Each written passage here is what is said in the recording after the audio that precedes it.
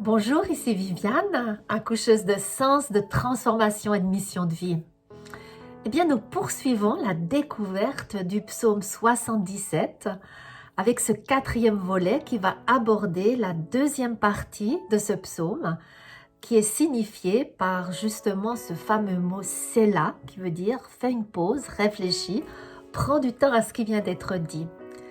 Et cette deuxième partie du psaume, on la trouve des versets 5 au verset 10, entre les deux Sélah, de la fin de la première partie, justement maintenant à la fin de la partie numéro 2. Et bien dans cette partie, on va découvrir comment Dieu parfois en temps de crise va nous répondre d'une façon tellement surprenante que en fait l'être humain je vais réagir d'une certaine façon assez typique lorsque Dieu répond d'une manière dont je ne m'attendais pas du tout. Et la réaction typique humaine face à l'inattendu de Dieu, eh bien, c'est d'être troublé, c'est de se taire, de ruminer, de se parler en soi-même, de questionner Dieu, mais pas en direct, d'une façon indirecte dans sa tête ou peut-être entre amis. Donc, nous lisons verset 5, « Tu me tiens mes paupières ouvertes ». Effectivement, on peut se demander si Dieu n'est pas un bourreau. En temps de crise, c'est vraiment important de pouvoir dormir. Alors, pourquoi il m'empêche de dormir ? Bon, déjà, il ne s'agit peut-être pas de la nuit physique, comme je vous l'ai dit dans la première partie du psaume, mais peut-être de la nuit spirituelle, de la crise, de la difficulté, de l'épreuve. Et effectivement, là, Dieu ne vient pas me tenir les paupières ouvertes pour que je ne puisse pas me reposer, mais peut-être d'une manière métaphorique pour justement devenir ce grand médecin qui s'approche de moi en temps de crise, en temps de difficulté et d'épreuve, pour tenir mes paupières ouvertes afin d'y mettre ce fameux collier dont nous parle l'Apocalypse au chapitre 3, où le Christ, justement, auprès de l'église de Laodicée, veut venir avec son collier dans les yeux. Oui, souvent, il est dit, il semblerait que Dieu amplifie parfois nos crises pour provoquer cette insomnie métaphorique, pour pas nous laisser nous appesantir dans nos habitudes, dans nos mensonges, dans nos croyances limitantes. Et c'est pour ça que le prophète Ésaïe déjà nous interpellait, mais réveille-toi, réveille-toi, toi qui dors, mets tes habits de fête, refuse l'impur, secoue la poussière qui est sur toi, mets-toi sur ton séant et détache les liens de l'oppression. Tous les prophètes jusqu'à Paul lui-même va reprendre ce cri d'Ésaïe face à l'épreuve de se réveiller. Réveille-toi, toi qui dors d'entre les morts. Il y a une mort non seulement physique, mais psychique et spirituelle.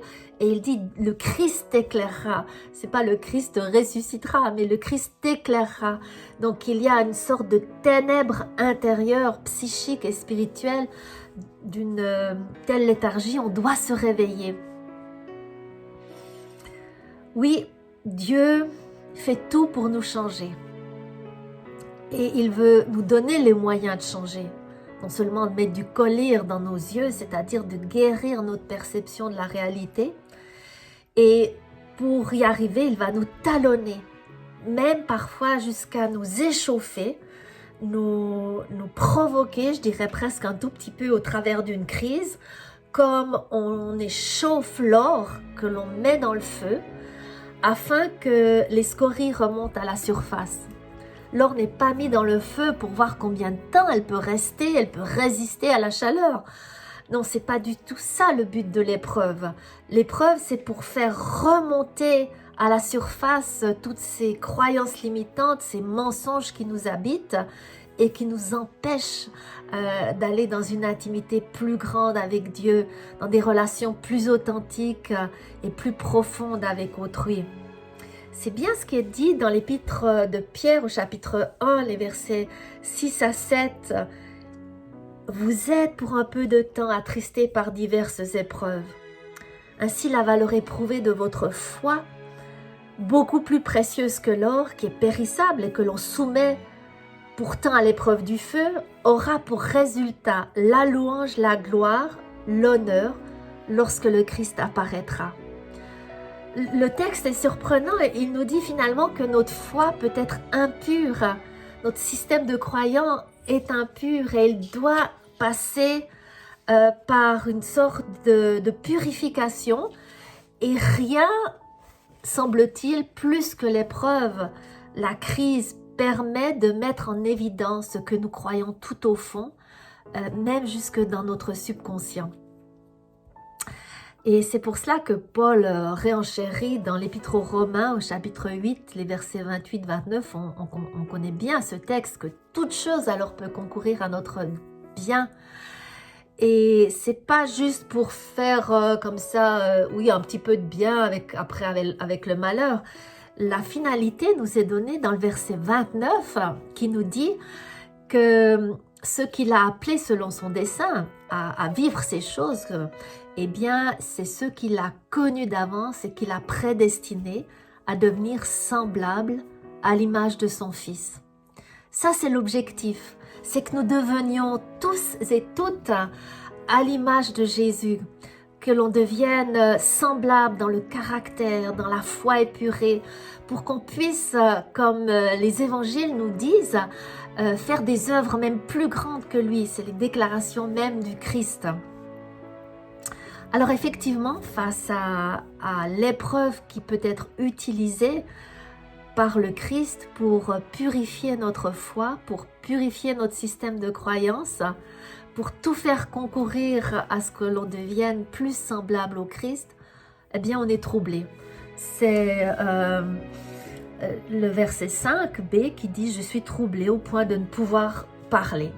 Voilà, je suis troublé, je ne parle plus, je me tais. C'est vrai que quand on ne comprend pas ce principe de l'épuration de la foi, du criblage au travers de l'épreuve, eh bien Asaph nous dévoile que typiquement, on n'a plus de mots, on est silencieux. Il va nous dévoiler encore dans les versets qui suivent d'autres réactions typiques face à l'action un petit peu déroutante de Dieu. Non seulement on ne lui parle plus, mais on va se parler à soi-même. Je médite sur les jours d'un passé lointain, je repense à la belle époque, aux belles journées de mon enfance. Voilà. Et la nuit, pendant l'épreuve, la crise ou même la nuit physique, c'est vrai, ça peut être possible. Je me remémore mon chant. Il ne s'agit pas de mon chant de louange, c'est de mon chant, de ma litanie, de me répéter toutes les choses qui vont mal ou de me répéter the good old days, toutes ces belles choses qui se passaient dans le passé. Je médite en mon cœur et je me pose des questions. Et là, il y a 6 questions qui sont posées par rapport à Dieu, mais c'est un monologue intérieur, c'est pas un dialogue. C'est le Seigneur déleste-t-il donc son retour, ne rendra-t-il plus sa bienveillance, sa bonté a-t-elle disparu à jamais, sa promesse est-elle annulée pour la suite des temps?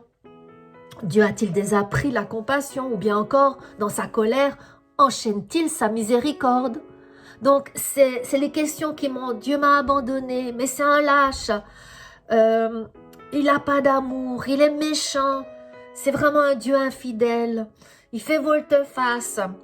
Il est imprévisible. Et puis, c'est un Dieu rempli de colère.